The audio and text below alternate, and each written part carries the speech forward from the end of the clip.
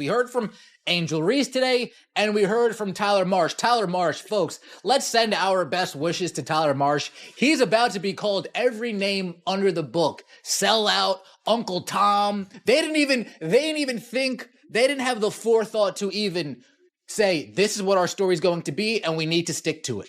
This is what our alibi is going to be, and we need to stick to it. The WNBA just launched an investigation into alleged racist comments, based on nothing but social media chatter.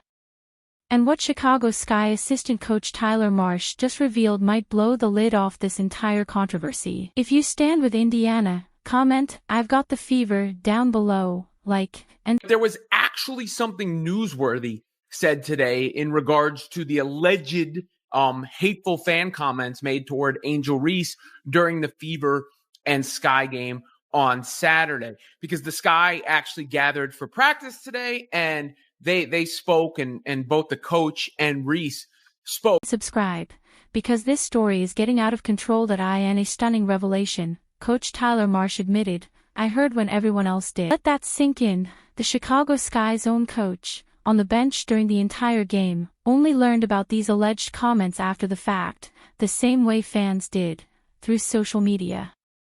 He added, "We're just forthcoming with anything the league can do investigation-wise." In other words, the Sky organization saw nothing, heard nothing, and are now reacting to rumors like everyone else. This wasn't an incident called out. More notable comments came from Tyler Marsh, the head coach of the Chicago Sky. Here is what he said without further ado, which is probably the biggest bit of information, actual information we've gotten since this whole can of worms was opened, other than the actual statement. During a timeout, no players mentioned anything. No referee stopped play. No fans were removed. So why is the WNBA launching an investigation based solely on tweets? One investigation with your choosers with an investigation. Yeah, I think we agree. I think we're, in compliance with them, with the league, and obviously there's no room or space in our game for hate. So, we're complying with everything that's going on. Coach, when did you become aware that there was hate speech that happened? I think when everyone else did. I think that,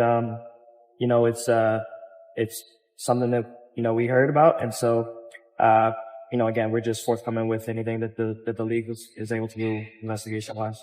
Let's rewind.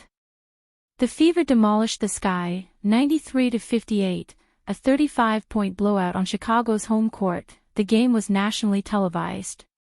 Courtside mics captured everything: shoes squeaking, players talking, coaches shouting. But somehow, no racist remarks from the crowd were recorded. No video evidence. No audio. No live complaints.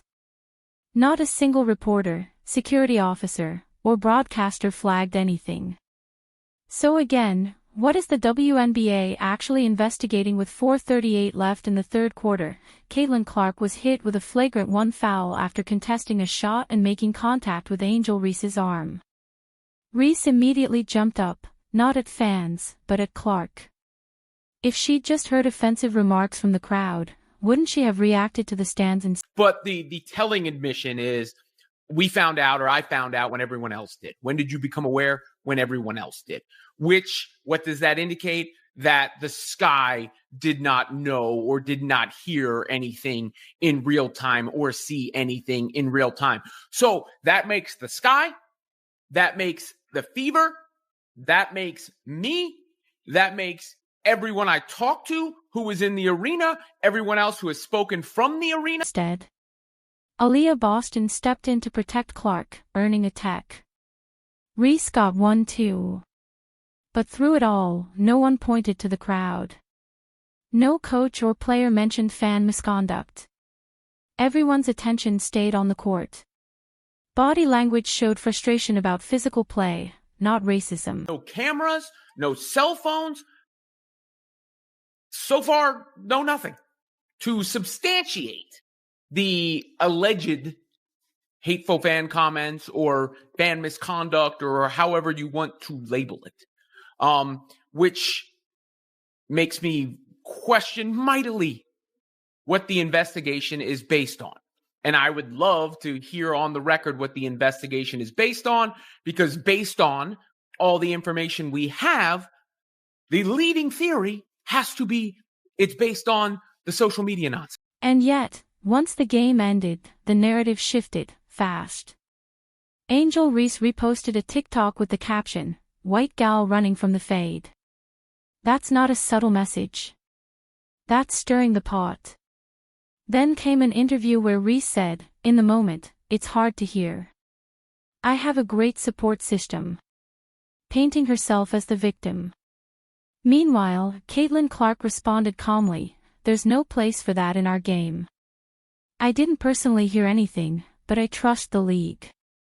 No. There was another post from an account that I think now went private or deactivated that alleged things were said to Reese, but no even proof that that person was there or not, whether they were there or not, whether they saw or heard anything or not, nothing to back it up. And if that is indeed the case, it's embarrassing.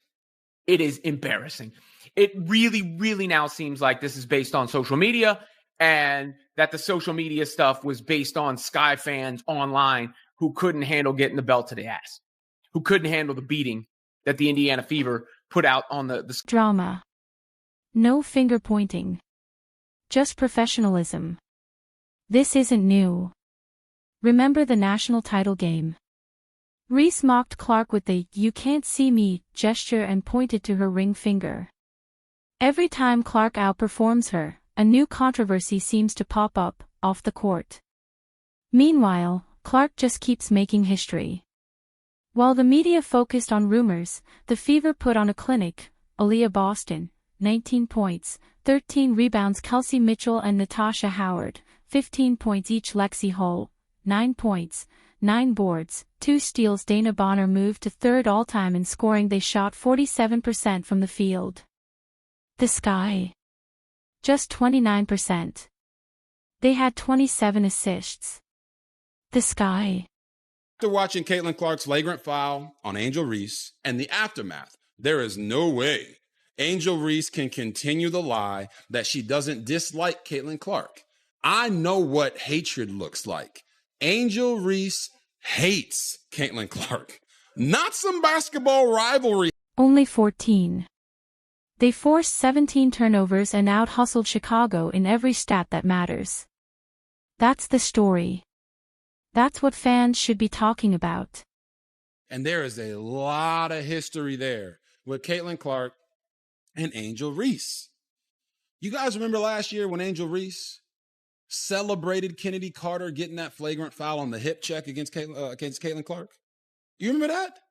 On the sideline, just, "Yeah, baby, get her, you get her." After the foul that Caitlin Clark put on Angel Reese tried to hit her.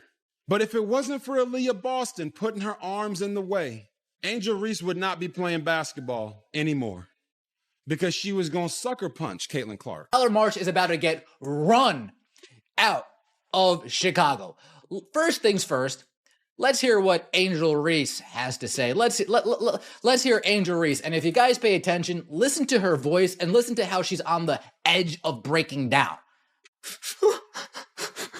Very funny. Hate speech. Yeah, obviously there's no place in this league for that. I think the WNBA. Let's also watch the nervous body language, the nervous twitching. Yeah.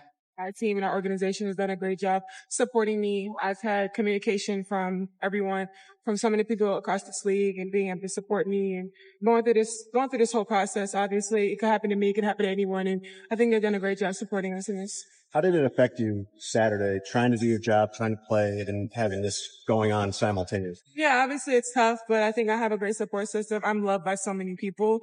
And obviously in the moment it's hard to hear. Instead, we're debating a controversy with zero proof, fueled by social media outrage and post-game victim narratives. When Angel Reese gets outplayed, drama follows.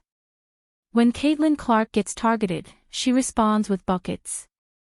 The WNBA needs to decide, does it want to reward rumors or recognize greatness? If you stand... Response just coming out right away and getting that investigation going. Yeah, obviously, like I said, they understand that this is this is the priority. Obviously, there's no place for this, and they preach. I think 2 days before they put out no hate, no speech. And obviously, the women in this league, they know that and know there's no space for that. And I believe that every player in this league deserves to be treated with respect and want to come to work and just have fun and have a great environment to work at. So I think they've done a great job putting that out, and then we're obviously just going to respond as they need to. Were you able to? Damn, I really wish Angel Reese would talk and step up about all of her fans calling people all these nasty names. Oh, how being silent is such a blessing. Such a blessing it is to be silent and have nobody. And like Catlin said, she answered it perfectly. She said, I didn't hear her say anything, but that doesn't mean anything happened. But now, when you have Catlin saying that and Bree Turner saying what she said, which implied she didn't hear her say anything, and Stephanie White saying what she said, which implied she didn't hear her say anything, and Kyler Marsh saying he found out when everyone else did, and myself, and no one, who was courtside, no cameras, no video, no nothing. What else are we supposed to think? Especially when the entire thing is vague, especially when the line of questioning to Angel Reese. First few questions asked Angel what she saw or heard. Now, according to James Boyd of The Athletic, he said that she was later asked, were you able to give the WNBA details of where the general vicinity was? You heard stuff. And she said, that's not a me question, meaning it wasn't for her. Then later somebody asked, what would you like the league to do with those fans? And Sky PR interrupted saying she already answered. But I really wish she would, first someone would ask her. And then, I think when she said it's hard to hear, meaning it's hard to hear as like you don't like to hear or you couldn't actually hear. Just the whole vague aspect of it and just kind of everybody just going along with it. When I don't know if there's anything to actually go along with. Look, it is certainly not a good look. Especially after the season just started and you get record ratings. Caitlin Clark's back, playing awesome basketball, gets a triple-double. Fever looked great. And somehow it appears a couple of Twitter trolls have completely dictated the coverage of the WNBA. And with Indiana and believe basketball should be about facts, not fiction. Comment, I've got the fever, below. Like, subscribe, and turn on notifications so you never miss real basketball stories. Click the video on screen for more updates on Clark, the Fever, and the future of women's basketball. We'll see you in the next one.